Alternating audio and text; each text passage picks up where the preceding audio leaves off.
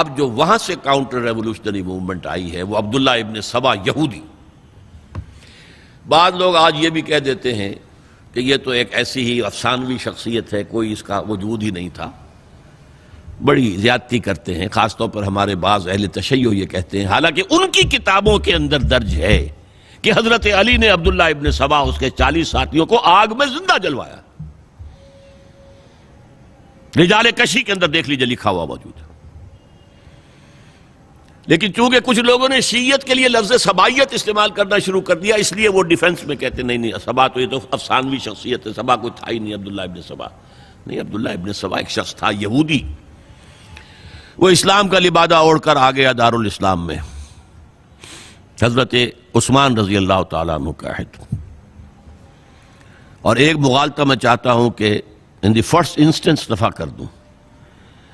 عام طور پر اتنی غلط طریقے سے تاریخ بیان ہوئی ہے کہ حضرت عثمان کے عہد خلافت کو سمجھتے ہیں پورا کا پورا عہد خلافت غالباً فتنوں ہی کے اندر تھا اور اختلافات ہی تھے اور خانہ جنگ. معاذ اللہ، ایسا نہیں تھا. طویل ترین دور جو ہے دور خلافت حضرت عثمان کا ہے، 12 سال. حضرت ابوبکر کے 2.5 سال، حضرت عمر کے 10 سال. دونوں کو جمع کریں گے تو عثمان کا. اور اس میں 10 سال بالکل اسی شان کے ہیں جو حضرت عمر کے خلافت کے شان ہے، کوئی اختلاف نہیں. اور فتوحات کا دائرہ بڑھتا چلا جا رہا ہے، تھمتا نہ تھا کسی سے سیل رواں ہمارا. اس کے آخری ایام میں یہ شخص آیا اور اس نے ایک تو یہ کیا کہ پرانی جو قبائلی عصبیت تھی اس کو زندہ کیا. خلافت تو بنو ہاشم کا حق ہے، محمد ہاشمی تھے صلی اللہ علیہ وسلم. ہاؤ کم یہ ایک بنو امیہ کا شخص کیسے بیٹھا ہے؟ دیکھیے اس شخص نے کتنا انتظار کیا. حضرت ابوبکر بنو امیہ میں سے نہیں تھے، لہذا یہ فتنہ اس کے خلاف نہیں ہو سکتا تھا، کیونکہ چشمک جو تھی وہ بنو امیہ اور بنو ہاشم کی تھی، بڑی پرانی تھی. یہ بڑے برابر کے یہ دو کلینز جو تھے مد مقابل تھے ایک دوسرے کے. باقی چھوٹے قبیلے تھے، بنو تیم ہیں، بنو عدی ہیں، لیکن مقابلہ تھا بنو امیہ اور بنو ہاشم کا. حضرت ابوبکر بنو تیم میں سے، حضرت عمر بنو عدی میں سے، بنو امیہ میں سے حضرت عثمان. اب اس کو موقع ملا، اب آیا یہ اموی، یہ بن گیا. یہ سب غاصب ہیں، ابوبکر بھی، عمر بھی، عثمان بھی. خلافت پہلے دن سے علی کی ہے اور اس کو ملنی چاہیے. اس سے آگے بڑھ کر، اور علی تو خدا ہے، انکارنیٹ، گاڈ انکارنیٹ. یہ اس کا عقیدہ جس نے پھیلایا.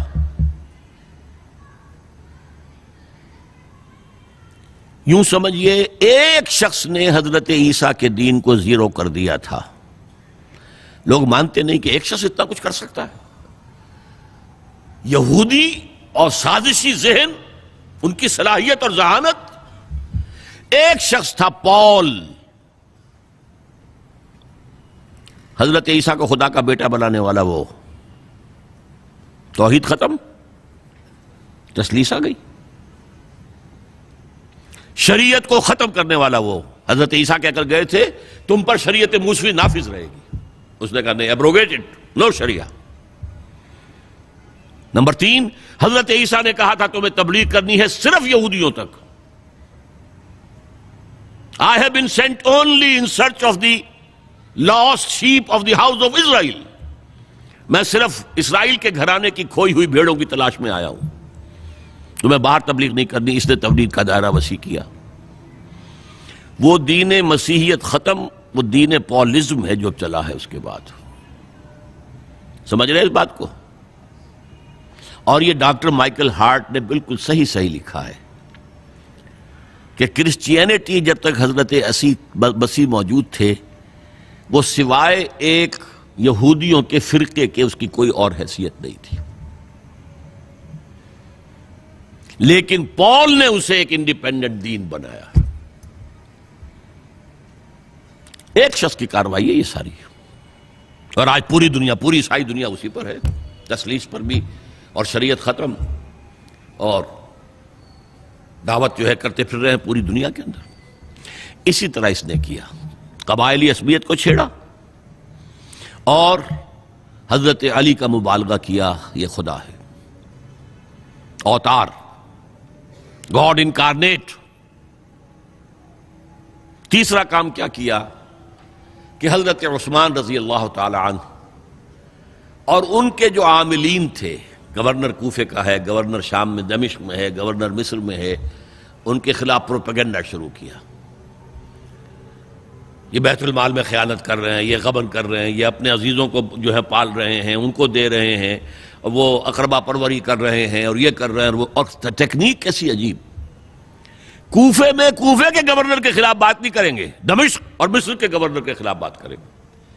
اب کہاں دنیا کے پاس ذرائع تھے کہ کوئی ویریفائی کرے بھئی یہ بات صحیح ہے کہ نہیں ہے، غلط ہے، نہ کوئی ذرائع رسل و رسائل ہیں۔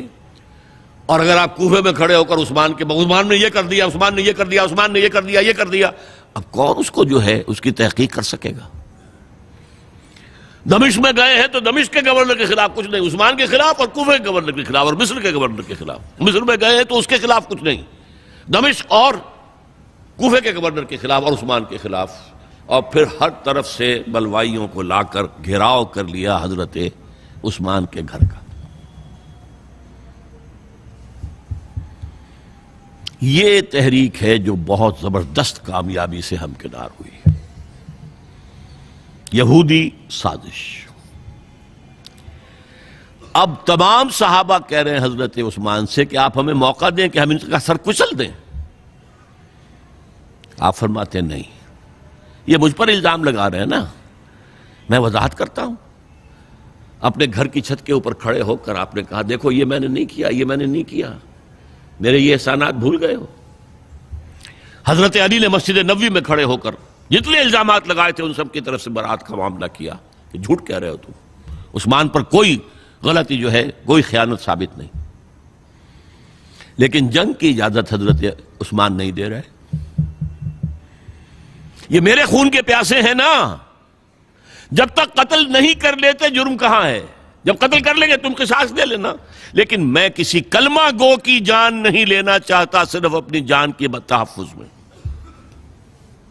یہ ہے عزیمت کا پہاڑ۔ لوگ کہتے ہیں کمزور تھے، جان بچانے کے لیے تو آدمی پتہ نہیں کیا کچھ کر بیٹھتا، اور طاقت ہو تو طاقت کو کیسے استعمال کرے گا۔ حضرت امیر معاویہ کی طرف سے پیغام پر پیغام آ رہے ہیں کہ آپ ہمیں اجازت دیں میں فوجیں بھیجوں اور ان کا قلع کما کر دیا جائے۔ حضرت عمرو بن العاص کا پیغام آ رہا ہے مصر سے، آپ ہمیں اجازت دیں۔ طلحہ، زبیر، علی اجازت مانگ رہے ہیں مدینے کے اندر، آپ اجازت دیں کہ ہم جنگ کریں ان سے۔ نہیں۔ آخر کار حضرت علی نے دونوں بیٹوں کو، حضرات حسنین، حضرت حسن، حضرت حسین، دروازے پر کھڑا کر دیا۔ پہرے دار حضرت عثمان کے، حضرت حسن، حضرت حسین، کہ کوئی گھر میں داخل نہ ہونے پائے۔ پچھواڑے سے آئے ہیں اور شہید کیا ہے۔ میرے نزدیک تاریخ کی مظلوم ترین شہادت بمانی مقتول فی سبیل اللہ وہ حضرت عثمان ہے۔ بلکہ میں جرات کر رہا ہوں ذرا، آپ کو معلوم ہے علامہ اقبال سے مجھے کتنا تعلق قلبی ہے۔ میں نے ان کے ایک شعر میں ترمیم کی ہے، میں سمجھتا ہوں انہوں نے صحیح نہیں کہا۔ غریب و سادہ اور رنگی ہے داستان حرم، نہایت اس کی حسین، ابتدا ہے اسماعیل۔ حضرت اسماعیل کو اللہ تعالیٰ کے حکم سے حضرت ابراہیم ذبح کر رہے تھے نا، اور حضرت حسین ذبح کر دیے گئے، تو گویا کہ ابتدا جس کی ہوئی تھی حضرت اسماعیل سے، اس کی انتہا حسین پر ہوئی۔ میں کہتا ہوں بالکل غلط۔ ان کو ذبح کر رہا تھا خلیل اللہ، اور ان کو قتل کر رہے ہیں یزیدی اور زیادی اور کوفی۔ کوئی تقابل ہے؟ وہ قتل نہیں ہوئے، یہ قتل ہو گئے۔ انہوں نے پیشانی خود رکھ دی۔ یہاں تو حضرت عثمان لڑتے ہوئے، حضرت حسین لڑتے ہوئے شہید ہوئے۔ کون سی چیز مشترک ہے؟ ایک مصرے میں جمع کر دیا ہے، صنعت لفظی تو آپ کہتے ہیں اس کو، لیکن کیا مشترک کیا چیز ہے؟ اور میں نے امید ہے علامہ اقبال سے ملاقات ہوگی اگر آخرت میں تو وہ میری اس بات کو تسلیم کریں گے. میں نے اس شعر کا دوسرا جو مصرع ہے بدلا ہے. نہایت اس کی ہے عثمان، ابتدا حابیل.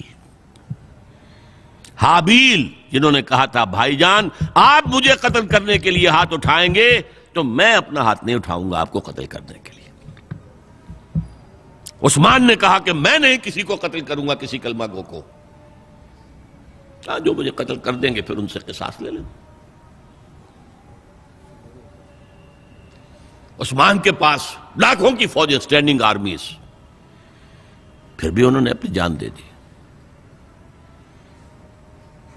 حضرت حسین بہرحال جتنے بھی افراد تھے بہادری سے، شجاعت سے لڑتے ہوئے شہید ہوئے، اس میں کوئی شک نہیں، لیکن لڑتے ہوئے شہید ہوئے نا.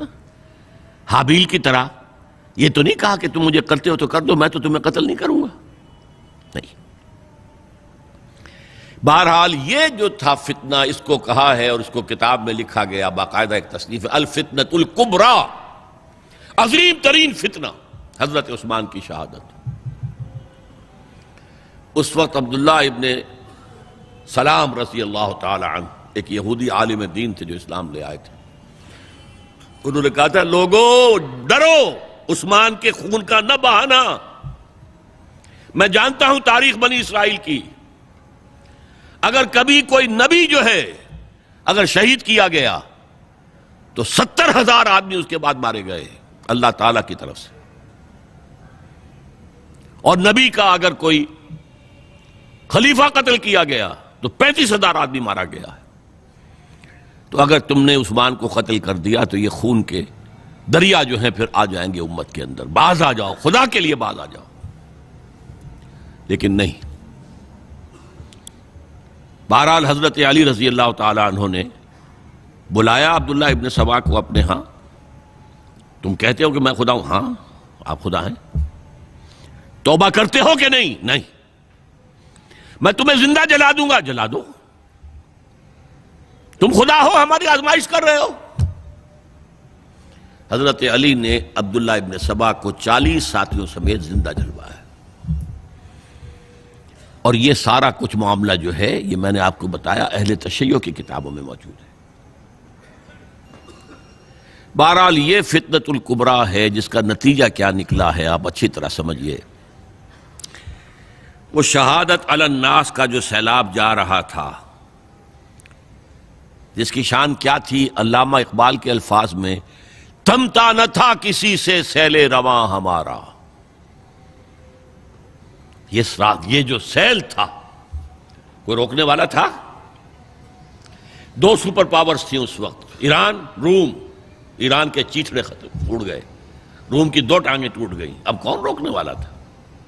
یہ انٹرنل سیبوٹاج.